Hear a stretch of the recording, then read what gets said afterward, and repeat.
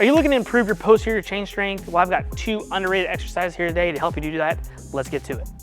Hey there, Smitley here from thirstgym.com, and I'm gonna help you improve your posterior chain strength today with these 2 exercises. Now, you might be asking, why is the posterior chain important? And it comes down to 2 main reasons. One, if you're an athlete, these are the musculature that's gonna help you run, jump, and be more explosive. You're gonna be required to have a strong posterior chain to excel as an athlete.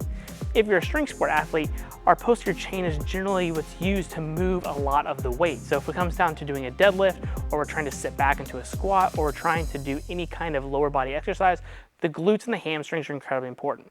Posterior chain is primarily comprised of the glutes, the hamstrings, the erectors, and you can even use the calves as well in that posterior chain.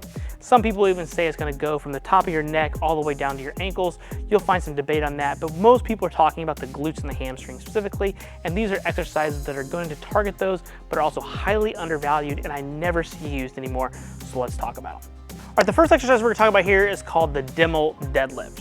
Now this is a fast, explosive posterior chain exercise. It's going to look like an RDL, but we're gonna do partial range of motions being explosive as possible. So this is gonna use a light weight because it is explosive, but we're gonna do it for a long duration of time and or reps. And so the goal here is to use the stretch shortening cycle of our glutes and our hamstrings, and doing this explosively is going to build the tendinous adaptations in our glutes and our hamstrings, but at the same time also gives a large time under tension, which can then help us build some muscle tissue in that area as well. So you're just gonna take your barbell, again with a light weight. My recommendation is usually to start anywhere between 15 and 20% of your deadlift 1 rep max, and if you don't know what that is, just take a rough guess of anything less than 100 pounds is probably going to be a place you want to start, because again, it needs to be light and explosive. So from here, I'm gonna pick the barbell up. We're gonna be in my normal RDL position, so just to briefly cover, we're gonna hip hinge, chest is tall, hips coming back, and then coming forward. We're gonna perform that motion, but as I come up, I'm gonna be as explosive as possible as I meet the bar, trying to bring my junk to the bar. So I'm gonna go below my knees and really try to drive my hips towards the barbell as fast as I can. And so by doing that, keep my back nice and flat, staying explosive. Coming here, I'm not only getting, again, that quality glute and hamstring contraction at the top, but I'm then having to come down as fast as I can and then reverse that. So that's, again, gonna build those tendinous adaptations at the glutes and the hamstrings. When you wanna use this in your training program, this is gonna usually be towards the end or after your deadlift day, depending upon how you want to use it. So if you're really trying to build your deadlift, after you're done your deadlift work, do this after that to, again, continue to focus on those glutes and those hamstrings. If you've not deadlifted for the day, you're an athlete, you're just trying to be more explosive, this would be your accessory work for your glutes, your hamstrings, your posterior chain. You do it anywhere from 2 to 3 sets, about 15 to 25 reps. If you're doing this to help your deadlift, you can push the percentages up to about 20-25% and doing it more around the 15 to 20 reps, trying to stay as explosive as possible. If you feel like you're not being fast, decrease the weight and really focus on the explosiveness and trying to make sure you're owning the position. When you first start, I recommend starting slower with your reps, not worrying about being as fast as you can, owning the position and the technique, and then as you get the hang of it over the course of sets or a training cycle, really trying to speed the weights up and moving as fast as possible. Again, I can't say this enough.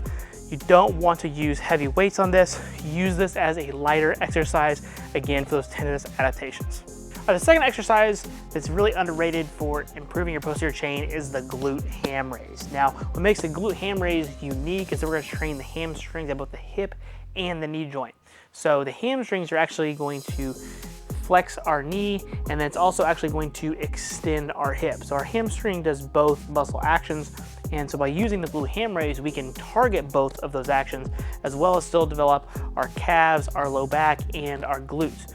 Now, I will tell you, the glute ham raise is a very hard exercise in terms of body weight exercise. It's probably what I would consider the lower body chin up in terms of its counterpart. And I like this exercise a lot because it's, one, very noticeable whether your posterior chain is getting stronger, but 2, because of that way that we're gonna attack the hamstrings at both the origin and the insertion of both joints, the hip and the knee. So to start, you wanna make sure your knees are on the pad, and if you can't do this exercise, I'm gonna show you some workarounds, okay? So to do your normal glute ham raise in here, make sure we got our legs underneath the pads. My knees are on top of this pad here, And then from this position, I'm gonna stay nice and tall. Hands can go by your side, up by your head, across your chest, whatever you prefer. You're gonna come down, let your legs get completely straight, and then curl yourself back up to the start position.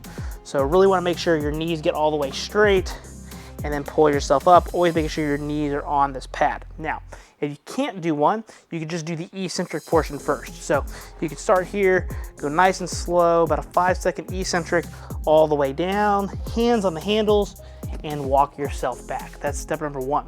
Number 2, you can do what's called a razor curl. So you're gonna start from here, you're gonna come all the way down with that 5-second eccentric again, and then you're gonna actually curl your butt backwards and then help yourself back up.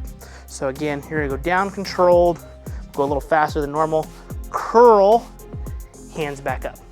The other thing you can do is you can move this pad away. So this is actually more towards my upper thigh. So I would just take my glute ham raise from where I actually need it, back 1 step here, and do the exact same thing. So now that I'm further away, my knees aren't up on the pad as far. I'm actually more towards the middle part of my femur here. And again, I can actually do the exercise a little bit easier. I'm not gonna be able to get all the way up the way I want, but it's gonna let me get full reps, and then I can move closer. So those are the 3 ways that you can build it into doing your glute ham raise.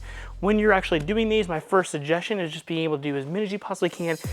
Test and see where you're at. If you're somewhere between 6 and 10, this is just a good quality accessory exercise to help you run fast, jump higher, be a better athlete, okay? Now, the other thing that you can do to progress this is just try to build up on those reps to where you can get 10, 15, 20 reps. If you can't do that, that's okay, but that's kind of what you wanna shoot for. Then you can actually begin to actually make it harder. You can hold load, you can attach bands, you can focus on the eccentrics only. You can hold a weight and load the eccentric, let the med ball go, come back up and have a partner hand you the med ball each time, doing some eccentric loading. All fantastic options. The other way that you can manipulate this machine though, or the way that you do them, is you can raise the front up. So, you know, what I could do here, so let's say your glute ham raise doesn't adjust very well, you can raise the front up, and that's going to make the exercise easier so that you can do your glute ham raises more. The other option way to make it harder is then again take the rear, raise the rear up. That's going to give you more of an angle, so when you go to come up, it's actually going to be harder to perform the exercises. Those are all ways to manipulate the glute ham raise. That's going to wrap up today's video on the top 2 exercises that I think are highly underrated to improve your posterior chain. The first we talked about was the dimmel deadlift, which is great for being explosive and powerful and developing the tendinous-like reflexes of your glutes and your hamstring in your posterior chain. The second exercise we talked about was the glute ham raise, a staple body weight exercise in terms of lower body exercises, and it's going to develop your glutes and your hamstrings as well, but more specifically at the hip and the knee joint, which can then help you run faster, jump higher, and be overall more explosive. So again, both are highly underrated exercises. If you're not doing them in your training programs and you happen to want to improve your posterior chain, these are the top 2 exercises I recommend that you should be doing, that you're gonna get your highest return on investment from those exercises outside of, say, something like an RDL, okay? Now, how you implement these 2 exercises are really just gonna depend upon what your goals are, but at the end of the day, I think if you've got access to a glute ham raise and your quality RDLs are not really cutting it, you're looking for a way to spice them up, check those exercises out. I think they're really gonna help you.